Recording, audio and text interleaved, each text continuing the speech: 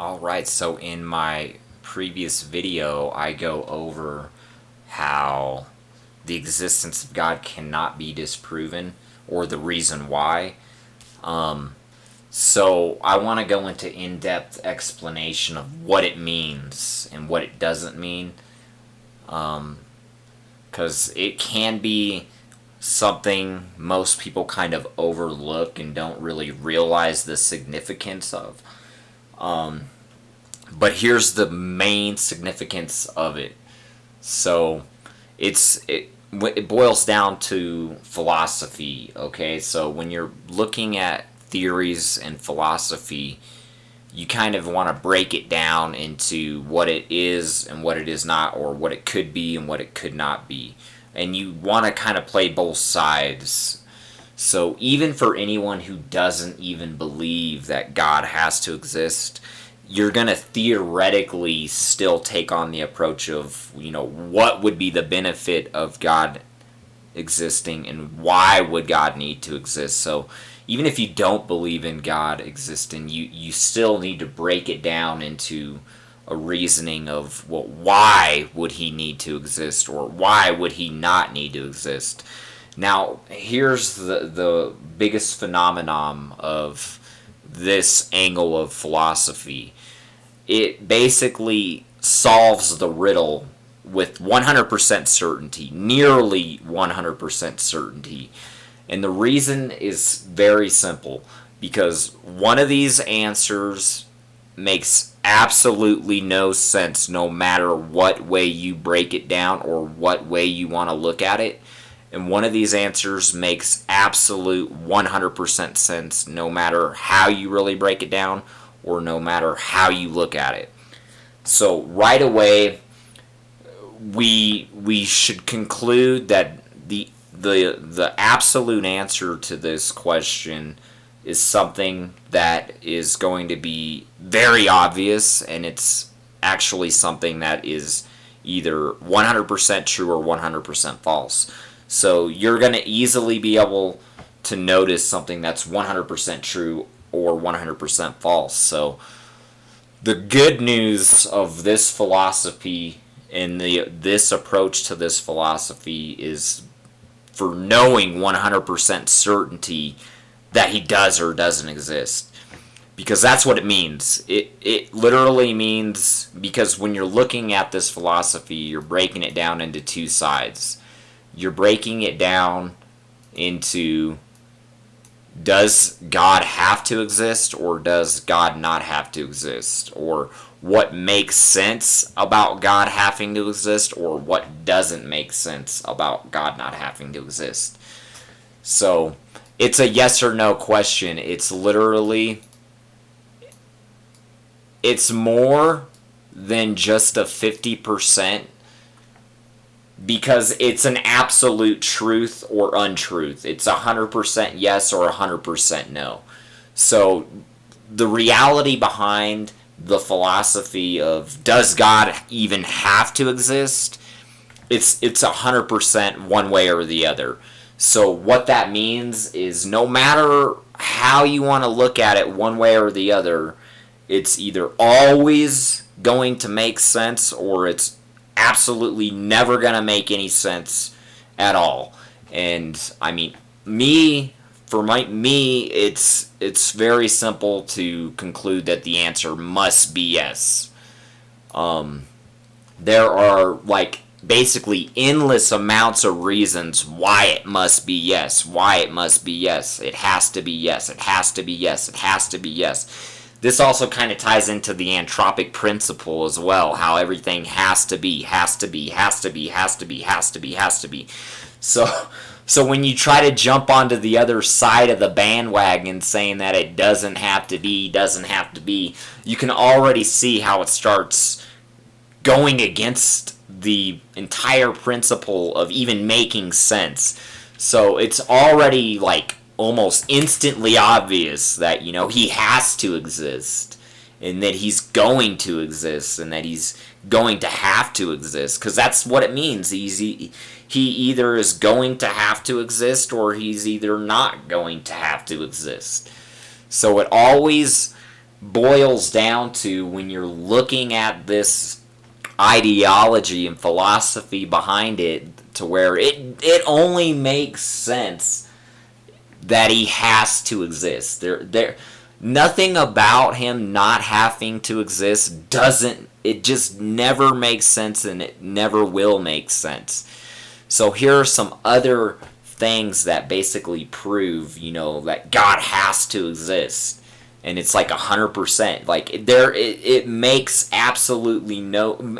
To some people, yeah, maybe they can make sense of it the other way, but remember, people tend to have the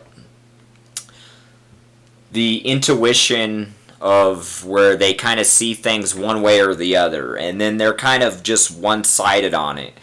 So if you're seeing it on the other side, it doesn't mean that you're actually seeing it correctly. And it also means that I may not even be seeing it correctly, but I am also able to provide evidence and proof and sense of my ideology behind it, which is the biggest difference between someone trying to argue that he doesn't even have to exist, is because no matter what, alright, so if God doesn't have to exist, then literally you'll always have endless amounts of reasoning that are going to back up your argument, because it's either 100% yes or 100% no.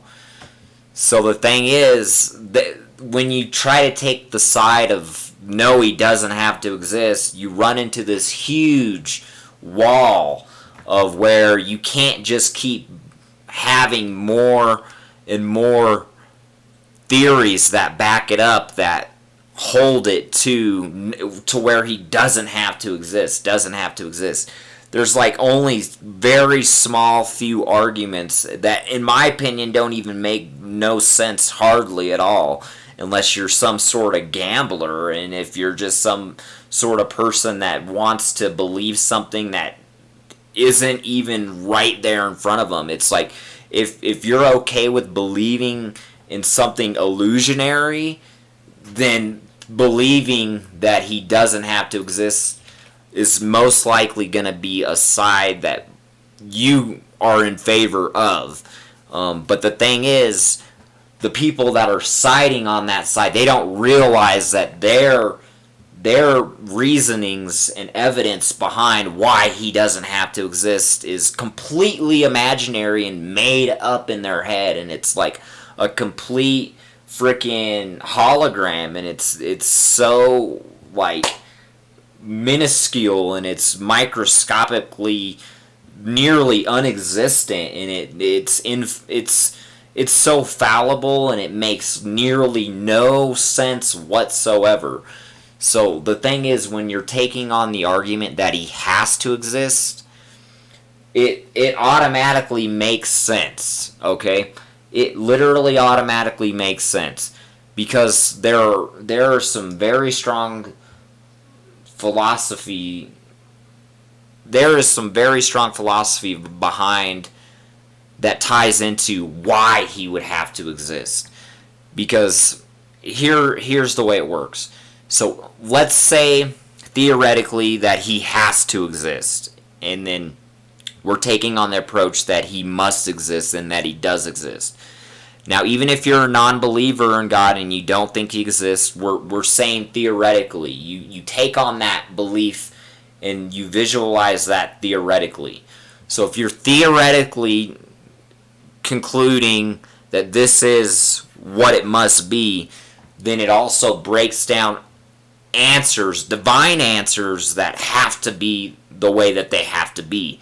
So what that means is, if he does have to exist, then that would mean that absolutely nothing at all would exist if he didn't exist. Because that's what it means when you take on that approach of saying, oh, well, he must exist and he has to exist, and it's 100% true that he has to exist. So if it's 100% true that he has to exist, then it reveals, then that means he would be the creator of everything, okay?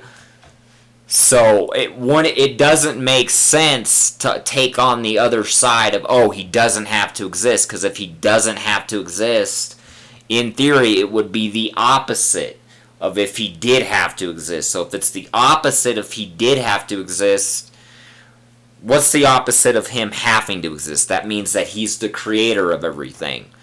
Okay, so then if the opposite of everything being created is nothing being created. Okay, so if nothing is being created, then in theory, the theory goes that nothing would even exist if it weren't for him existing to begin with.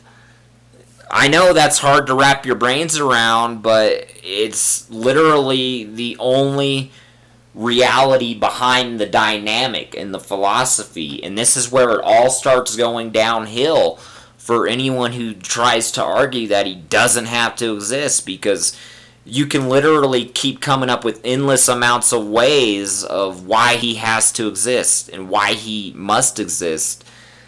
But all of a sudden, there's no logical answers behind him not having to exist. Okay, so if one tries to argue that he doesn't have to exist, then you're going to always be taking on the approach and belief of the complete opposite of if he does have to exist, and if he did exist, or if he does exist. So remember, it's always just the complete opposite if he does exist or if he has to exist. So you want to pull from that branch of, well, if he has to exist and if he does exist. So you're already needing to pull from the whole aspect, okay, well, if he does exist and if he has to exist, then that would mean that everything is going to matter. That would mean that everything is going to be virtually perfect. Everything is going to be calculated. Everything is going to make sense. Everything is going to be in order. Everything is going to be basically balanced. And that is getting into more of a theory type analysis to say that. But at the same time, when you're already led on with this much evidence that it already has to be, it's like there's almost no amount that you can tip the scale in the favor of it needing to be on the positive side to where you're gonna be making it exaggerated.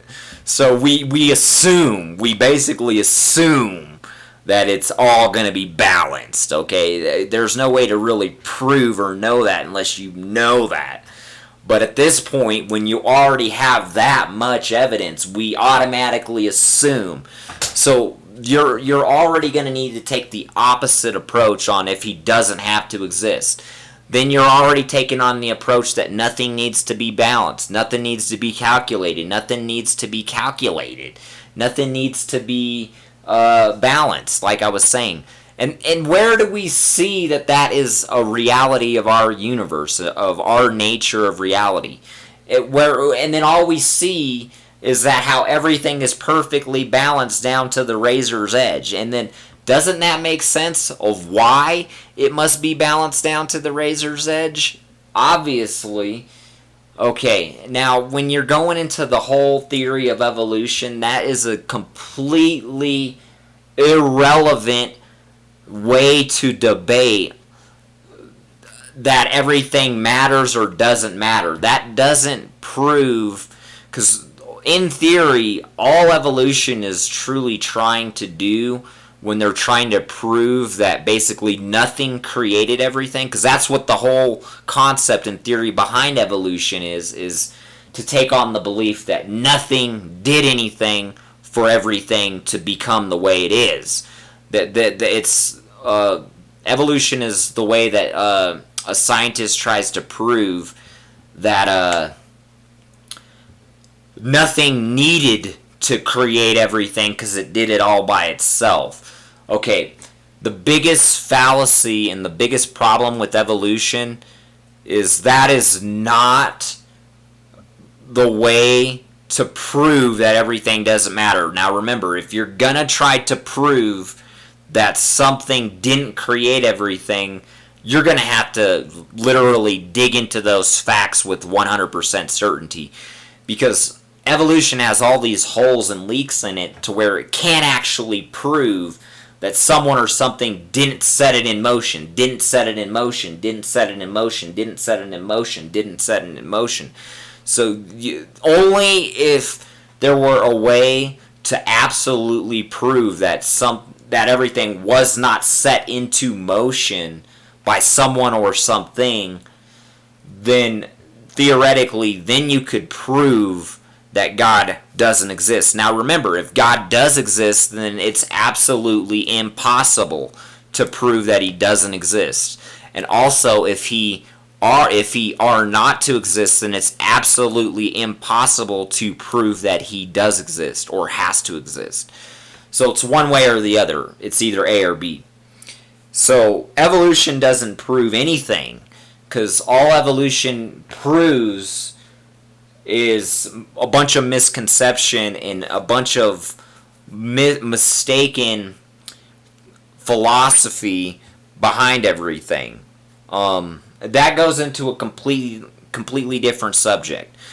So if you're going to try to prove that God doesn't have to exist, the only way to truly prove with 100% certainty that God does not exist, because his absence doesn't prove his non-existence.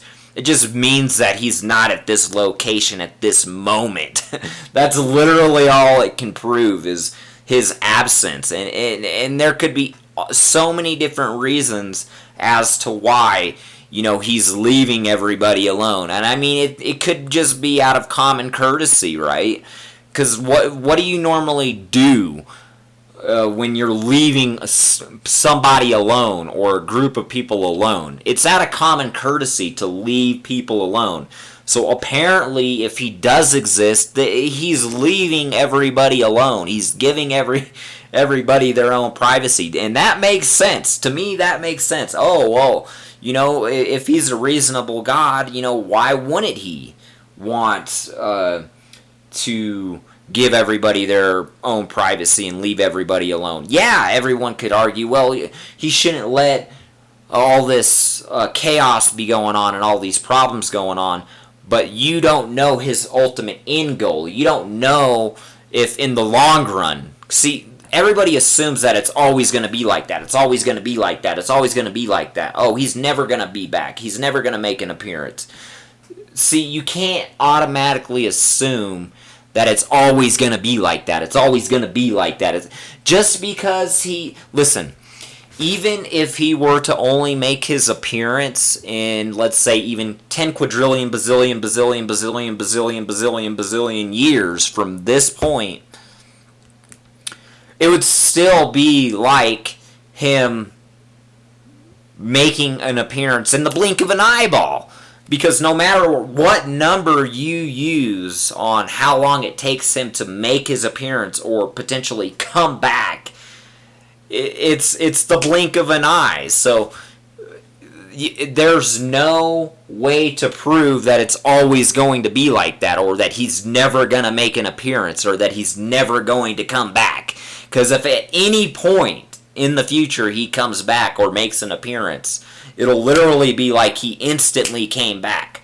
Because you gotta remember, if he always existed and he's quintillion, bazillions of infinite amounts of years of an existence, no matter what number, it's literally microscopic, and it's like literally the blink of an eye.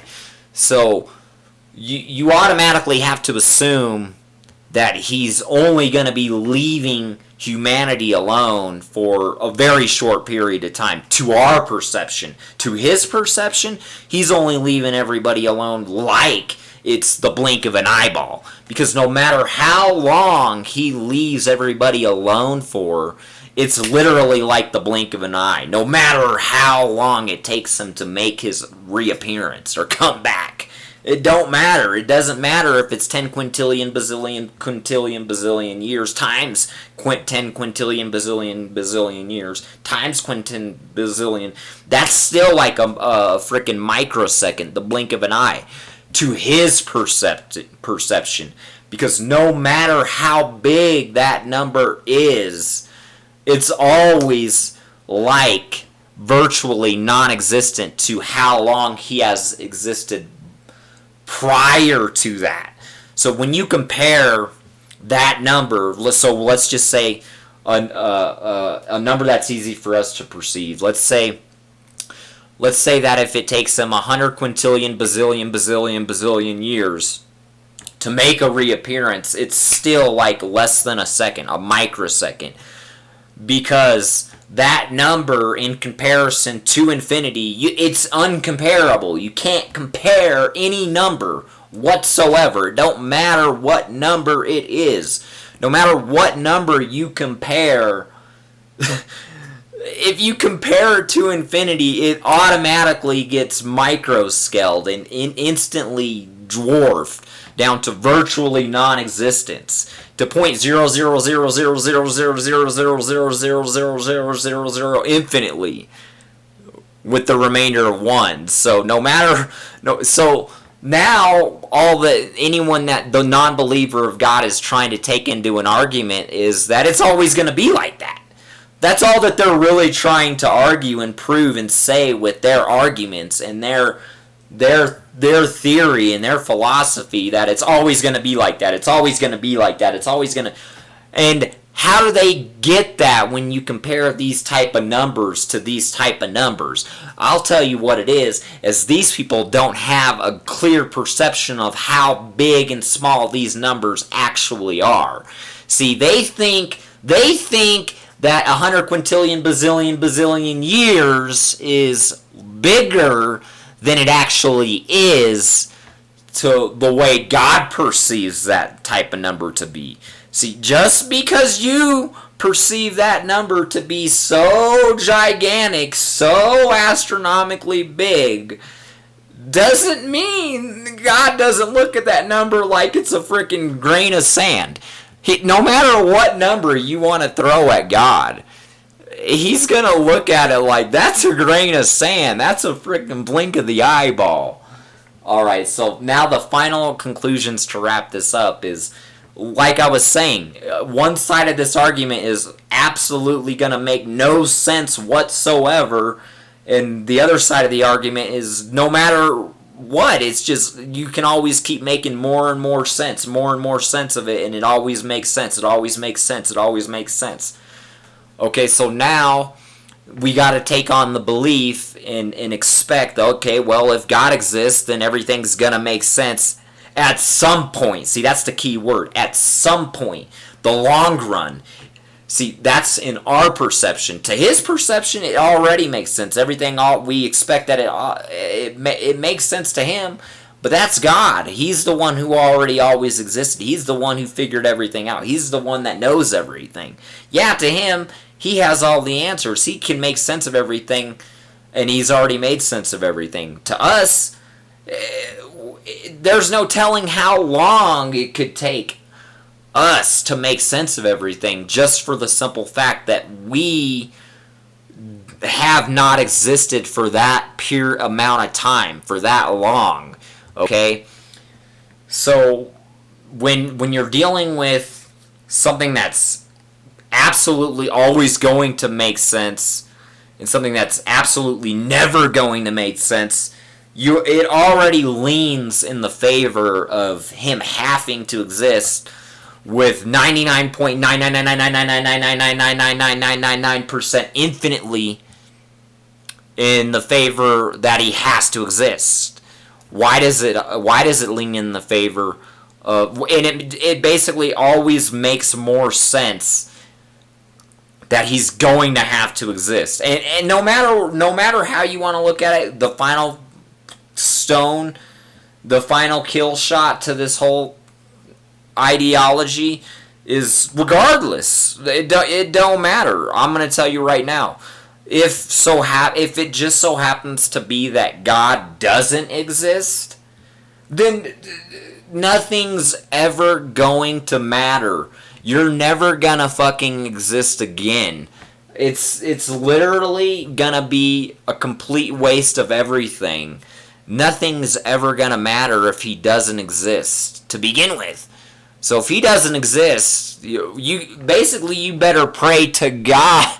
You better pray to God he exists, or everyone's fucked. I'm gonna tell you right now, everyone is fucked. You're never gonna exist. If he just so happens to not exist, you're never gonna exist again. All right. Well, let's just say that this were to be an accident. Okay. Well, in theory, you're never going to exist again because it's impossible. Because we already reached the point of the random event to occur, and it took infinite amounts of time for the event to occur. So if it already takes infinite amounts of time for the event to occur, now we're at a beginning point. So if we're already at a beginning point, no matter how far into that future you go, it's never going to be the same. Never. Your memory's gone. You're lost. Your data is not going to be saved. And that's another way to look at it. If God exists, all information and all data and all memory will be saved.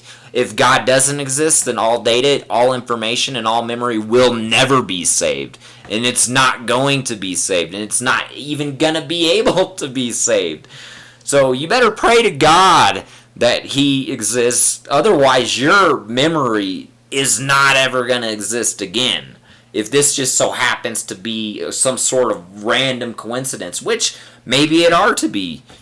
But the chances are virtually... It's virtually impossible.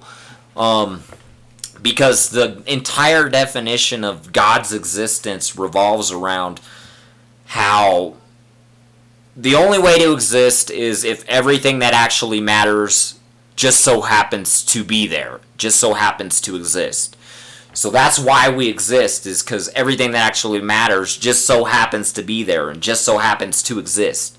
So air, water, the sun, earth, land, your body, your skeleton, your brain, your eyes, your ears, your memory, your ability to control your body, everything itself, you're always at the mercy of it always having to be there. Everything that actually matters has to be there. And it just so happens that that's what God ties into being. If he actually are to exist, is he's everything that actually matters. Because if he are to exist, then that means he's everything that actually matters. And if he just so happened to not be there, then you wouldn't be there. It's the same thing with everything. If the moon just so happened to not be there, well, then you wouldn't be there. It's always going to be like that. If it... And that's the way he created everything and set everything up, so everyone could realize that everyone's always at the mercy of everything just having to be there. It just has to be there, and if it's not, then everyone's out of luck. You're out of luck. If your brain isn't there, you're out of luck. You're not there. If the air isn't there, then you're out of luck because you're not there. Well, if the sun's not there, you're out of luck because it just so happens that it has to be there. So everything that actually matters has to be there. And it just so happens that if God are to exist, then he is everything that actually matters. Anyway, it makes absolutely no sense to take on the argument that everything that actually matters doesn't have to be there. Because that's what it would mean if you take on the other side of the argument. So one side of the argument dictates and states that everything that actually matters has to be there in order to exist. And then if you take the exact opposite, you're just saying that everything that actually matters doesn't have to be there. Which doesn't make sense. It makes no sense. It's never going to make sense to take on that side of the argument to say that everything that actually matters doesn't have to be there. That's like saying, oh, if you just go chop your head off, that it doesn't even matter, that you're still going to be there, that you're still going to be alive, that you're still going to exist. But we know that that's not the case. Because we know that everything that actually matters has to be there. It has to be there. It has to be there. It has to be there. It has to be there. It has to be there. It has to be there. And then all of a sudden you got all these dumb fucks trying to argue that it doesn't have to be there, doesn't have to be there, doesn't have to be there, doesn't have to be there.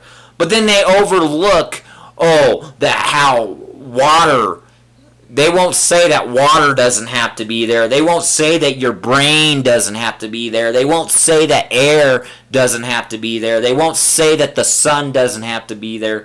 They go beating around the bush and putting together this twisted ass fucking plot from goddamn the pits of hell that absolutely makes no goddamn sense unless you're fucking literally fucked in the brain retarded.